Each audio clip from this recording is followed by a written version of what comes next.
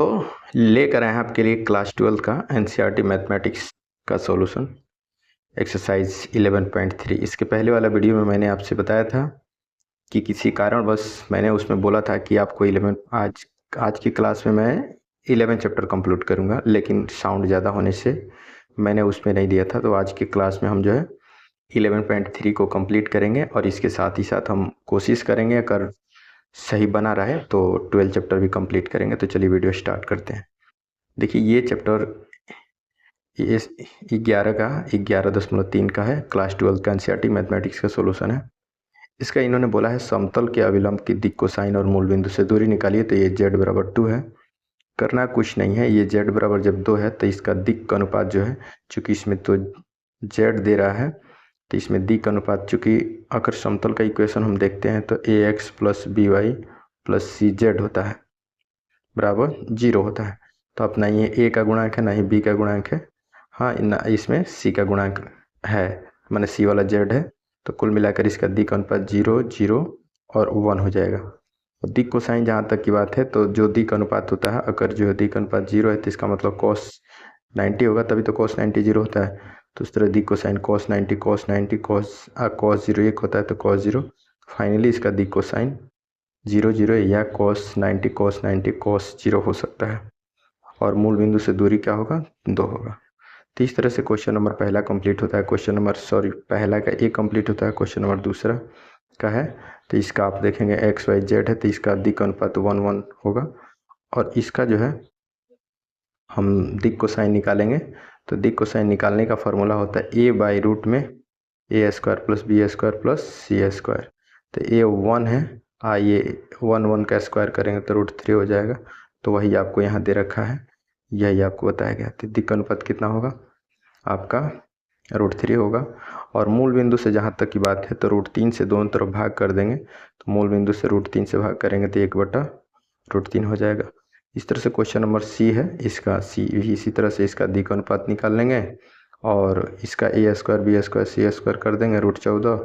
और जो ये दिक् अनुपात निकाला है उसको √14 से डिवाइड कर देंगे तो यहाँ से आपका दिक् कोसाइन निकल जाएगा। दिक् कोसाइन ये हो जाएगा और दोनों तरफ जो है ये इक्वेशन है, ये मैं आपको बता देता हूँ, ये इक्वेशन है। इसमें आप दोनों तरफ √14 से भाग करेंगे तो 5/√14 होगा। तो इसका मूल बिंदु से दूरी 5/√14 होगा।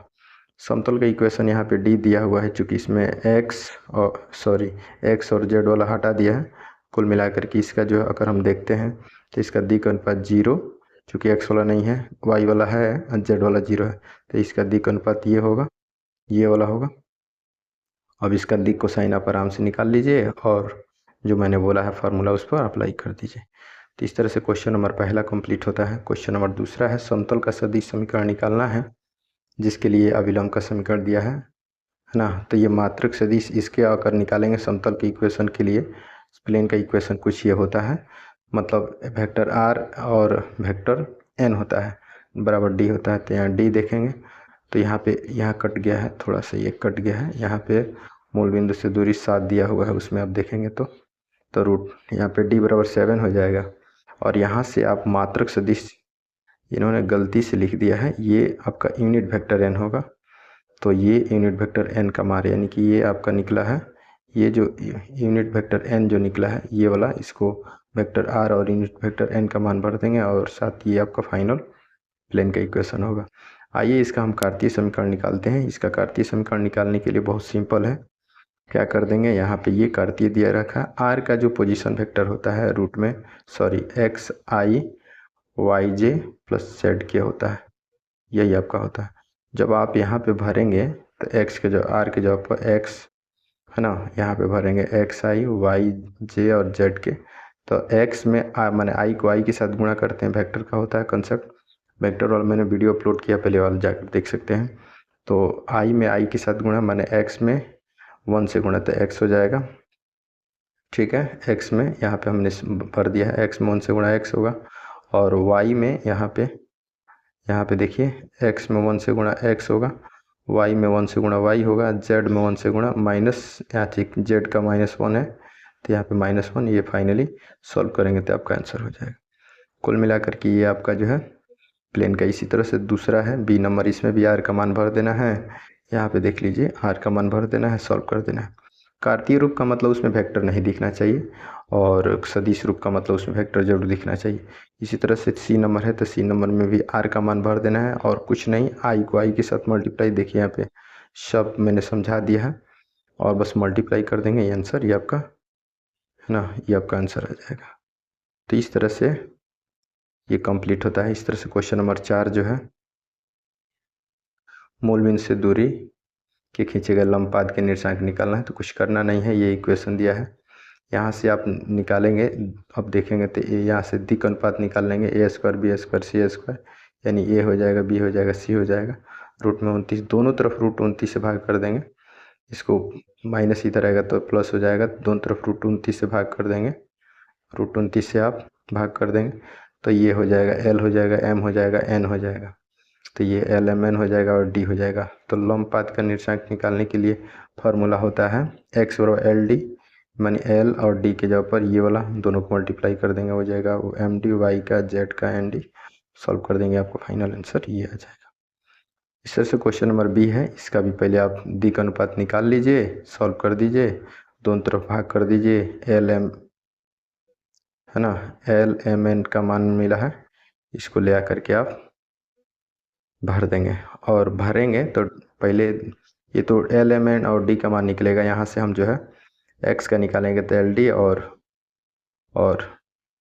वाई का निकालते हैं एम डी और जेड का निकालते हैं एन डी और मान भर करके सॉल्व करेंगे तो फाइनली आपका आंसर हो जाएगा। तो इस तरह से कुछ सिलेक्टेड क्वेश्चन था, ये एक्सरसाइज का लास्ट था। 11 चैप्टर का 11.3 का कुछ सिलेक्टेड 2-3 क्वेश्चन और बचे हुए हैं। आप कमेंट करेंगे तो मैं ज़रूर वो वीडियो उसका भी कंप्लीट सॉल्यूशन दे दूंगा। आइए इसके बाद हम शुरू करते हैं जो है अगले चैप्टर। तो इस वीडियो को ज़्यादा से ज़्यादा शेयर करें और अपने दोस्तों के साथ शेयर करें। और आपका ये वीडियो आपके लिए किस तरह लग रहा है कमेंट करके ज़रूर बताइएगा। ये बेसिकली ये वीडियो जो है फास्ट रिवीजन के लिए बनाया जाता है ताकि बच्चे जो है फास्ट रिवीजन आप कर सकें। चलिए हम आपको अब बताते हैं चैप्टर जो है 12। इसमें एक क्वेश्चन तो 100% है बिहार बोर्ड में, एकदम इसमें कोई लोचा नहीं है। इसमें मैक्सिमाइज या मिनिमाइज क्वेश्चन करता है, यानी कि अधिकतमीकरण या न्यूनतमीकरण। तो आइए इसका पहले ये जेड का दिया हुआ है, ये जेड का इक्वेशन दिया हुआ है यहाँ पे। इसके बारे में हम लोग जेड पर कोई जो है छेड़छाड़ नहीं करेंगे। इक्वेशन दिया है ना, ये equation X plus Y less than 4 है, इस पर हम काम करेंगे। तो इसको हम लोग इसको इक्वल के बराबर कर लेंगे और यहाँ से हम x का भरेंगे 0 तो y का 4, y का 0 भरेंगे तो x का 4। ये दो बिंदु से जाने वाले हम जो है एक जो है ग्राफ खींचेंगे तो ये कुछ ग्राफ इस तरह से हो जाएगा, ग्राफ ऐसे होगा। अब इसके बाद मूल बिंदु ये होगा तो ये कोणीय बिंदु इसके बाद निकाल लेंगे। इसमें ढेर कुछ लिखा हुआ, उसमें आपको ज़्यादा घबराने की ज़रूरत नहीं है। मूल बिंदु 0,0, उसी तरह से जेड का ए का यहाँ से ये वाला बिंदु और ये वाला बी वाला बिंदु है, चूँकि दो बिंदु मिला है। अब ये दोनों बिंदु को हम ले चल के इन दोनों बिंदु को हम लोग जो है ले आकर के जेड में भरेंगे और जिस पर अधिक आ जाएगा वो अधिकतमीकरण हो जाएगा। तो चलिए मैं करके दिखाता हूँ। यहाँ पे देखिए यही जेड का मान है। तो अब 0,0 जब इसमें भरिएगा तो एक्स के जब 0, वाई के जब तो जेड 0 हो जाएगा। इसी तरह से यहाँ पे अब एक्स के जब यहाँ पे 4 भरेंगे, वाई का 0, तो ये कितना हो जाएगा, 4 3 12 हो जाएगा। तो यहाँ पे ए बिंदु पर 12 आ रहा है, बी बिंदु को भरेंगे तो यहाँ पे 0 भरेंगे और यहाँ पे वो 4 गुणे वाई के जब 4 यानी 0 16 आ रहा है।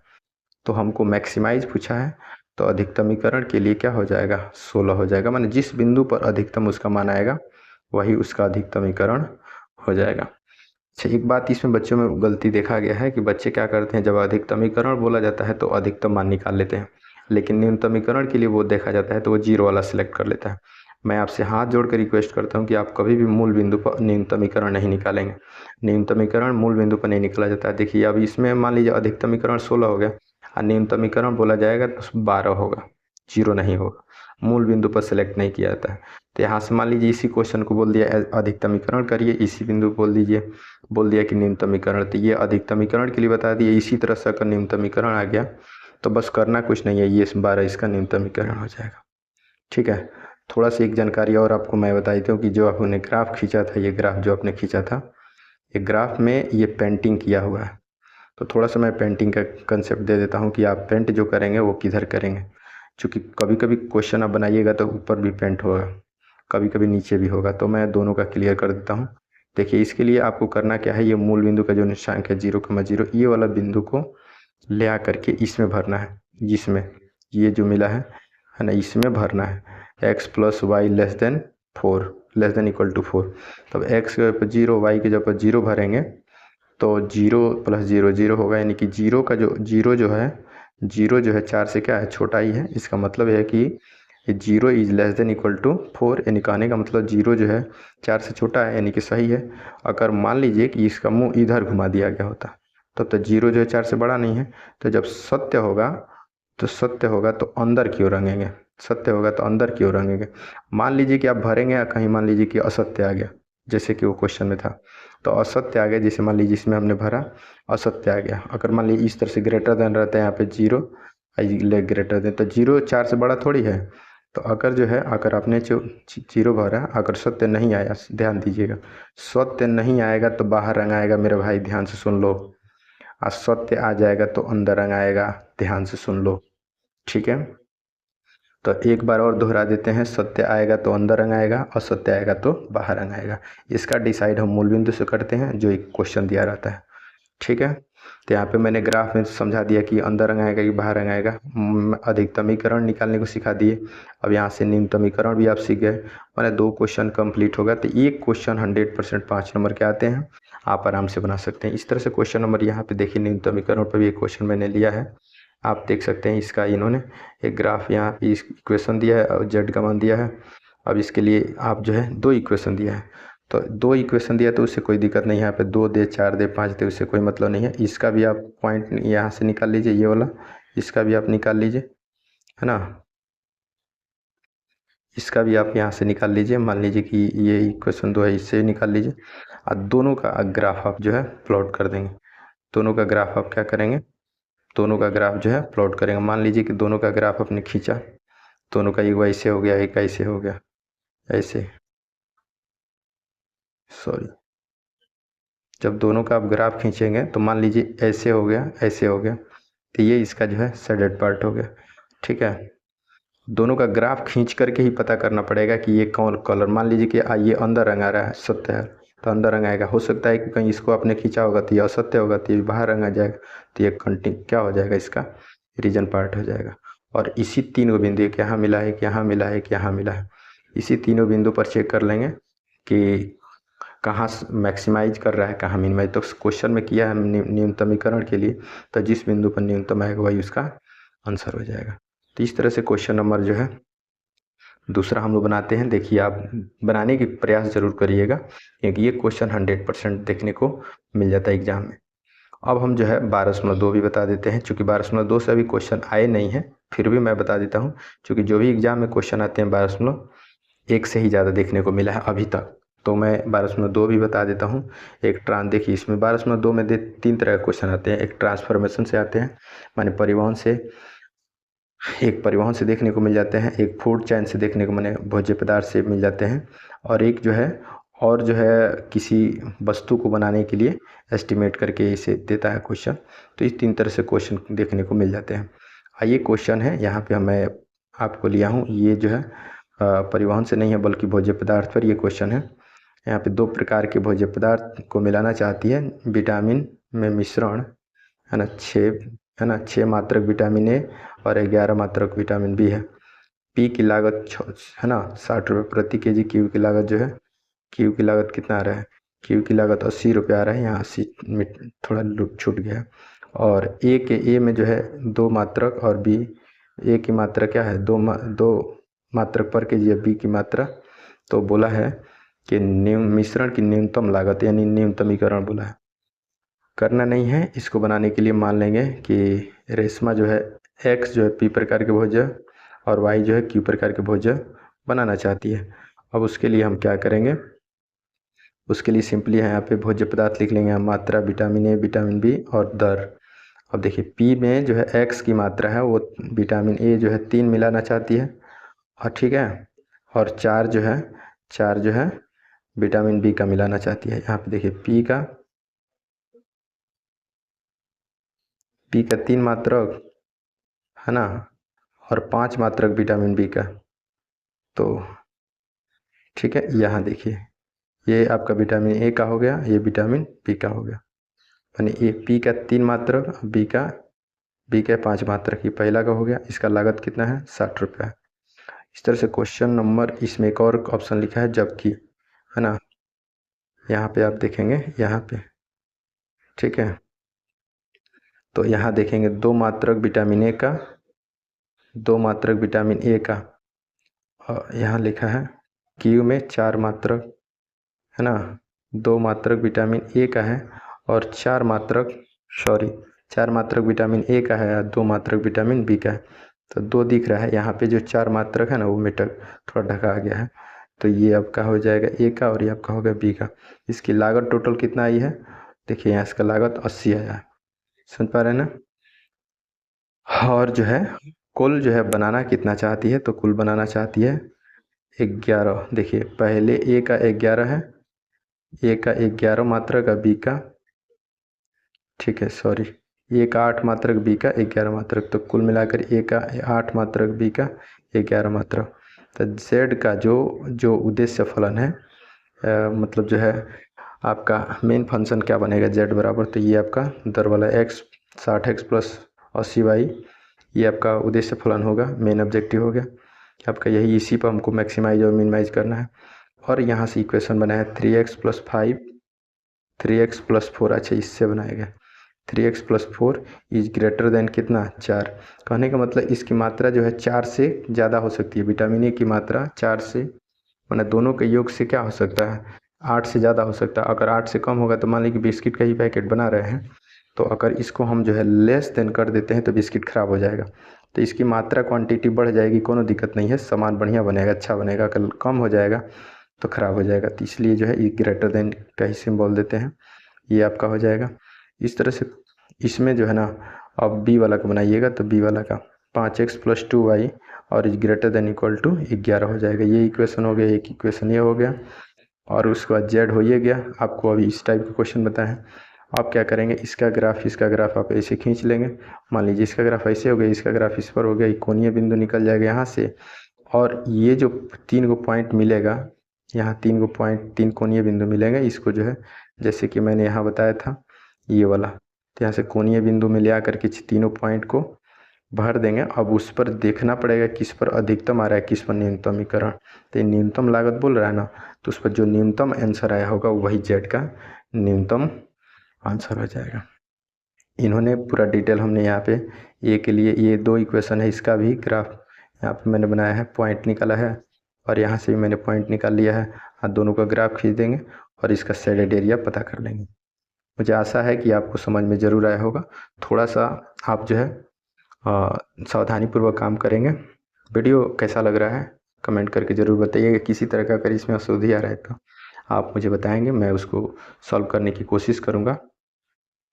और वीडियो जो है आपके उद्देश्य के लिए है, तो आप थोड़ा अपने दोस्तों के साथ शेयर करें। आपके सपोर्ट की ज़रूरत है, क्योंकि चैनल जो है पर जो है सब्सक्राइबर कम है, तो आप थोड़ा सपोर्ट करिएगा।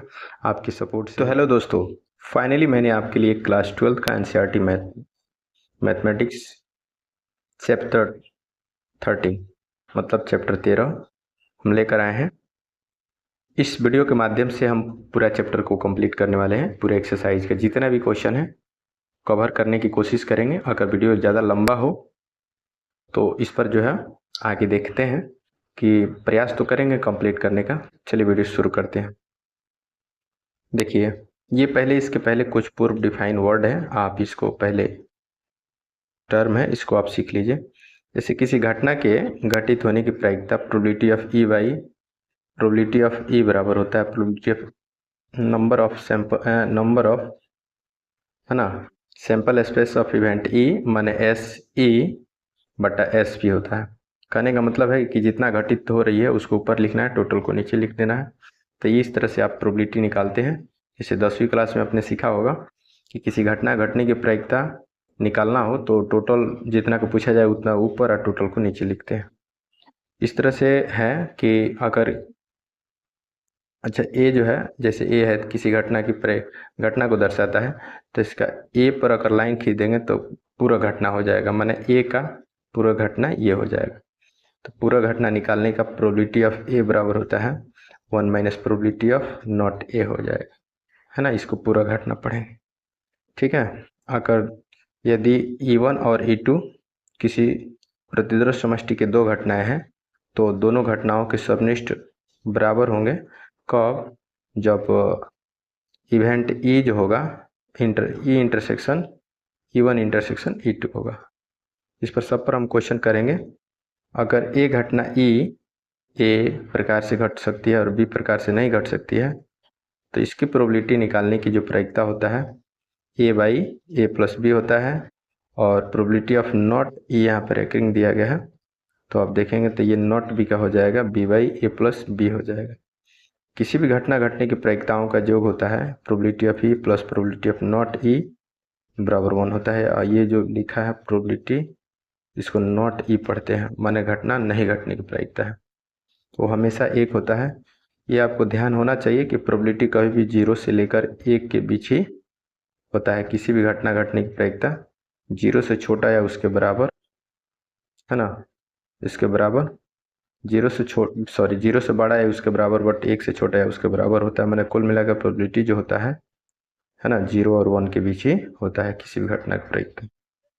इस तरह से अगर जो है दो प्रतिदर्श समष्टि की घटना E1 और E2 हो, तो probability of E2 by E1 जो होता है number of E1 intersection E2 बटा number of event of E1 हो जाएगा। इस तरह से यहाँ पे E2 बाई E1 अगर E डैश कर देते हैं, तो यहाँ पे ये आपका हो जाएगा नंबर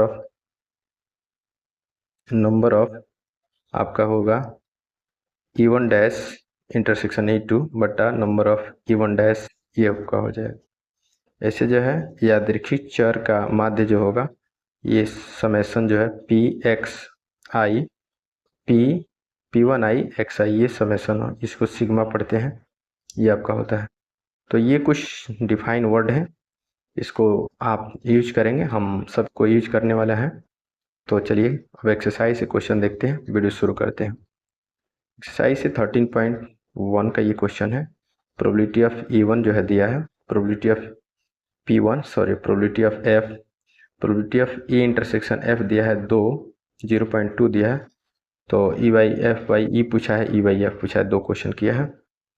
आपको मैं बता दूं कि ये probability of E by F निकालने का फार्मूला होता है probability of E intersection F बटा प्रोबेबिलिटी ऑफ F होता है। अब E इंटरसेक्शन F का मान यहाँ से दिया है, भर दीजिए, और F का मान भर दीजिए, यहाँ से 10 हटा देंगे, 2/3 आंसर हो जाएगा। क्वेश्चन नंबर दूसरा है, इसी तरह से आपका PA दिया है, इंटरसेक्शन दिया है, तो ये probability of A by B का ये फार्मूला है, इसका ये दोनों दिया है, रखा है, 10 हटा के कटा देंगे, आपका आंसर आ जाएगा। प्रोबेबिलिटी ऑफ क्वेश्चन नंबर तीसरा है, सेम इसी तरह से किए गए हैं, इसमें PA दिया है, PB दिया है, और आप देखेंगे probability of B by A दिया है, तो आपका इंटरसेक्शन पूछा है, तो ये probability of B by A, probability of A intersection B बटा प्रोबेबिलिटी ऑफ A होता है। अब जो है यहाँ से इंटरसेक्शन निकालेंगे, तो इसे क्रॉस मल्टीप्लाई कर देंगे, ये हो जाएगा दोनों का मान, यहाँ पे A और B का मान दिया है, मल्टीप्लाई कर देंगे, आंसर आ जाएगा। इसी तरह से इसका आपका दूसरा भी निकाल लेंगे, सब आराम से स्क्रीनशॉट ले लीजिए, ठीक है। तो इस तरह से हम लोग इसका तीसरा भी बना लेंगे। अच्छा, यूनियन दिया है, तो यूनियन निकालने का probability of A union B बराबर probability of A plus B minus probability of A intersection B होता है। ये आपको समझने की ज़रूरत है, ये फार्मूला है, याद कर लीजिएगा और मान भर दीजिएगा, यहाँ पे आंसर हो जाएगा। A का मान दिया है, A का B का इंटरसेक्शन का मान यहाँ से निकला है, मान भर दीजिए। आइए इसी तरह से यहाँ पे यूनियन ही पूछा है, तो ये निकालने की कोशिश किया है, ठीक है। तो आप पहले निकाल लीजिएगा, probability of A intersection B निकाल लीजिए। इंटरसेक्शन B निकालने का ये यहाँ से क्रॉस मल्टीप्लाई कर देंगे, तो यहाँ से इंटरसेक्शन B निकल जाएगा, और A union probability of A union B जो है निकालने का फॉर्मूला है, मान भर देंगे, आंसर आ जाएगा। क्वेश्चन नंबर 5वां इसी तरह से है, A इंटरसेक्शन B निकालना है, तो आप देख पा रहे हैं कि प्रोबेबिलिटी ऑफ A B और A यूनियन B दिया हुआ है, तो ये आपको देख पा रहे हैं A यूनियन B का probability of A union B का ये फार्मूला है, इसका मान भर देंगे, यहाँ सॉल्व कर देंगे, ये आपका आंसर हो जाएगा। इस तरह से क्वेश्चन नंबर 6 से 9 तक है, probability of E by F निकालना है। एक सिक्के को 3 बार फेंकेंगे तो उसमें total number of sample space जो होगा 8 होते हैं। एक सिक्के को जब आप 3 बार फेंकेंगे तो उस पर total number of sample space 8 होते हैं। तो ये जो है सैंपल स्पेस 8 है और इसमें 3 सिक्के उछाल पर तीसरा चीट है ना। 3 सिक्के उछालने पर तीसरा चीट, यानी पहला, देखिए ये पहला है, दूसरा है, तीसरा है, तो इसमें तीसरा ही बोला है, तो यहाँ पे भी 3 नंबर पर यहाँ 3, यहाँ पे 3, ये आपका हो जाएगा, ये आपका हो जाएगा ई हो जाएगा, है ना, इवेंट ई हो जाएगा। अब जो है सॉरी, अब इसका जो है ना हमको क्या निकालना, तीसरी उछाल पर चीत आना चाहिए ना, तो इसमें कितना हो रहा है, टोटल ई आ गया। अब इसी तरह से एफ दो, पहले दो चीत है ना, पहली दोनों चीतों पर है ना, सॉरी पहले दोनों चीतों पर उछालों पर चीत आना चाहिए, तो ये तो हेड हो गया। अब इसी तरह से टेल आएगा, तो पहले वाला टीटी वाला इसमें से चयन कर लेंगे, टीटी वाला पहले 2 पर टीटी आना चाहिए, है ना। अच्छा, पहले दोनों चीतों पर उछालों पर चीत, पहले तीसरे उछाल पर चीत, तो तीसरे वाला क्या हो जाएगा, 2 उछालों पर चीत आना चाहिए, तो 2 उछालों पर चीत आना चाहिए, तो 2 उछालों पर चीत आने तो उसके लिए एफ मान लेंगे, तो उसमें 2 उछाल यानी ए वाला हो जाएगा, फिर ये हो जाएगा, ये नहीं होगा, ये भी नहीं होगा, ये भी नहीं होगा, यही होगा दोनों। अब यहाँ से एफ मान लेंगे, यहाँ से ई इंटरसेक्शन एफ निकाल लेंगे कॉमन वाला, और यही वाला फार्मूला पर बैठा देंगे, ये वाला फार्मूला पर, तो आंसर निकल जाएगा। इस तरह से ये क्वेश्चन नंबर इसका अब दूसरा बना लेंगे, तीसरा बना लेंगे, ठीक है। नहीं समझ में आएगा तो आप जो है कमेंट करिएगा, ठीक है। आइए हम 13.2 शुरू करते हैं, 13.2 शुरू करते हैं। तो 13.2 में आप देख पा रहे हैं प्रोबेबिलिटी ऑफ ए दिया है, प्रोबेबिलिटी ऑफ ए बी दिया है, ए इंटरसेक्शन बी निकालना है। तो स्वतंत्र घटना होने के लिए प्रोबेबिलिटी जो होता है वो प्रोबेबिलिटी होता है, probability of A intersection B बराबर probability of A into probability of B होता है, मान भर दीजिए आंसर आ जाए। इस तरह से एक ताश की गड्डी में से एक पत्ता निकाले जाते हैं, वो पत्ता जो है क्या होना चाहिए, काले रंग का होना चाहिए, तो काले रंग के पत्ता की संख्या 26 होता है, तो ये आपका आंसर हो जाएगा। इस तरह से जब पत्ता निकाल लेते हैं तो उसके बाद से ना उसको तो आप रखेंगे नहीं, तो इसके बाद से ना 26 में से एक तो निकल ही गया है, 25 बचेगा, पहले टोटल 52 था, अब ये कम हो गया तो 51 हो जाएगा, ठीक है। तो ये जो है बिना प्रतिस्थापित किए 2 पत्ते का छेद निकालने के काले होने की प्रायिकता, ये आपका 1/2, 25/51, ये आपका फाइनल आंसर हो जाए। समझा गया। इस तरह से क्वेश्चन नंबर तीसरा है, तो क्वेश्चन नंबर तीसरा भी है, इसमें से नंबर ऑफ संतरों की संख्या दिया है, संतरों की संख्या दिया है, संतरों की संख्या दिया है, कुल संतरों की संख्या, अच्छे संतर इतना है, तो अच्छे संतर निकालने, अच्छे संतरा कितना है 12 है, तो अच्छे संतरा निकालने की प्रायिकता हो जाएगा 12/15, और ख़राब कितना होगा, तो 12 को अच्छा है तो ख़राब 3 होगा, तो इसमें से दूसरे अच्छे होने की प्रायिकता, अब ये कम हो जाएगा, पहले 12 को था, अब ये निकाल लिए तो अब 11 बचेगा, फिर इसी तरह से तीसरे बार में 10 होगा, ये तीनों को आप मल्टीप्लाई कर देंगे, तीनों को मल्टीप्लाई करके सॉल्व कर देंगे, आंसर आ जाएगा। अब प्रोबेबिलिटी जो है हम देखते हैं 13.3 का, 13.3 में कुछ क्वेश्चन है जो बड़ा ही इम्पोर्टेंट है। 13.3 में एक कलश में 5 लाल और जो है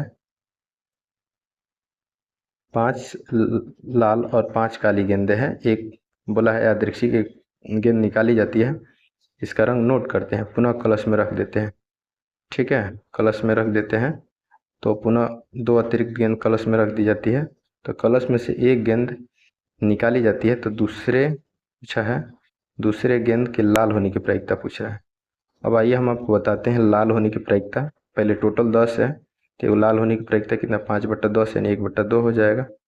इस तरह से अब फिर 2 और उसी रंग का रख देते हैं, तो बोला है 2 को रखना है, तो पहले 5 को था, 2 को रख देंगे तो 7 हो जाएगा, तब अब 2 को बढ़ गया तो पहले 10 को, टोटल 10 हो जाएगा था, 12 हो जाएगा तो 7/12 हो जाएगा। हो सकता है कि आपने काली निकाला हो, तो काला निकालेंगे तो आप इसकी प्रोबेबिलिटी कितना हो जाएगा 5/10 हो जाएगा, इसका प्रोबेबिलिटी 1/2 हो जाएगा, ठीक है। अब इसमें से आपने को बोला है कि फिर इसमें उसी कलर के 2 रख देने हैं, लेकिन जो गेंद निकल रहा है उसके ही रखने हैं, तो ये 5/, इसका कितना होगा 12 ही होगा, है ना, और दोनों को मल्टीप्लाई कर देंगे, पहले वाला आंसर और दूसरे वाला का जोड़ देंगे, आंसर आ जाएगा। यानी कि पहले का आपका आया है 1/2, 7/12, 1/2, 5/7। इसको सॉल्व कर देंगे, आंसर आ जाएगा। बेसिकली ये जो प्रोबेबिलिटी है टोटल प्रोबेबिलिटी पर आधारित है, तो थोड़ा सा इसमें आपको कर लेना है। अब इसी तरह से क्वेश्चन नंबर दूसरा है, क्वेश्चन नंबर दूसरा भी आप देख लेंगे। प्रोबेबिलिटी ऑफ पी बराबर 1/2, ये सब मैंने 2 गेंद थैले है, उसमें से एक चुनवे करेंगे तो 1/2 हो जाएगा। लाल गेंद चुनने की प्रायिकता कितना होगा, तो लाल इसमें कितना है 4 है, तो 4/8 हो जाएगा 1/2। इसी तरह से एक लाल चुनने की प्रायिकता है ना, काली गेंद 2 लाल और 6 काली गेंद है, तो इसकी प्रायिकता कितना होगा 2/8, 1/4 ही होगा। ठीक है, अब जो है ना ये बेज थ्योरम पर बनेगा, तो बेज थ्योरम पर probability of E by E, है ना, ई बाई ई माने E1/E, ये निकालने का फॉर्मूला है। ये आपका यहाँ पे सबका मान दिया हुआ, यहाँ भर देंगे, सॉल्व कर देंगे, आंसर आ जाएगा। ठीक है, तो बेज थ्योरम का देखिए जिसका पूछ रहा है ना, जिसका पूछ रहा है, जैसे बोला है कि इस बात की क्या प्रायिकता है कि गेंद जो है पहले थैले से निकाला गया, तो पहले थैले के लिए P1 माना गया है। यहाँ देखिए लिखा गया पहले से E1 और दूसरे से E2, तो बेसिकली यहाँ पे जिसको निकालना है उसको ऊपर लिखना है, क्योंकि वो पहले से बोला है। ठीक है, दोनों को पहले और दूसरे को नीचे रख देना है, और पहले वाला का मान यहाँ मिला है, पहले वाला का मान, फिर दूसरे वाला का मिला है, भर करके और उसको सॉल्व कर देंगे, तो ये आपका आंसर हो जाएगा। आइए हम आपको बताते हैं 13.4 में आपको जो है, हाँ बताइए कि निम्नलिखित प्रायिकता बंटनों में कौन एक यादृच्छिक चर के लिए संभव है, नहीं है। तो इसमें यादृच्छिक चर के लिए संभव नहीं है। अब देखिए इसमें सबको जोड़ने पर, देखिए ये जो प्रोबेबिलिटी दिया हुआ है, इसको सबको जोड़ने पर 1 आना चाहिए, इसको सबको जोड़ने पर। नीचे वाला को दिए तो निगेटिव आ गई थी, तो होगा ही नहीं। इसको सबको जोड़ने पर नीचे वाला 1 आना चाहिए। अगर ये प्रायिकता 1 होता है तो वही होगा, नहीं तो नहीं होगा। तो आप देखेंगे इसका सबका योग जो है 1 आ रहा है, इसका मतलब ये यादृच्छिक चर का प्रायिकता बंटन है। दूसरा में देखेंगे ना, तो इसमें निगेटिव दे दिया है, तो ये तो होगा ही नहीं, तो इसका प्रायिकता है ना यादृच्छिक चर के लिए संभव नहीं है। इसको जोड़ेंगे तो 6 2 8, 0.8, एक जोड़ेंगे तो 0.9 हो जाएगा, ये नहीं हो रहा है, तो ये भी यादृच्छिक चर के लिए संभव नहीं है। यही बात है, थोड़ा सा ये ब्लर हो गया है। अब आते हैं, आपको बताते हैं क्वेश्चन नंबर जो है दूसरा। क्वेश्चन नंबर दूसरा है, क्वेश्चन नंबर दूसरा है, इसमें आप देखेंगे तो आज की वीडियो में हम जो है 13.4 तक ही रखते हैं, चूँकि थोड़ा सा वीडियो लंबा हो जाएगा। हम जो अगले वीडियो में, अगली क्लास में हम जो है 13.4 को 4 और 5 फिर पुनः एक बार और रिपीट करेंगे। ठीक, मिलते हैं अगले वीडियो में, तब तक के लिए धन्यवाद। आपको वीडियो ये कैसा लगा कमेंट करके ज़रूर बताइएगा। चैनल पर पहली बार है तो चैनल को सब्सक्राइब कर लीजिएगा और अपने दोस्तों के साथ शेयर करिएगा। Thank you.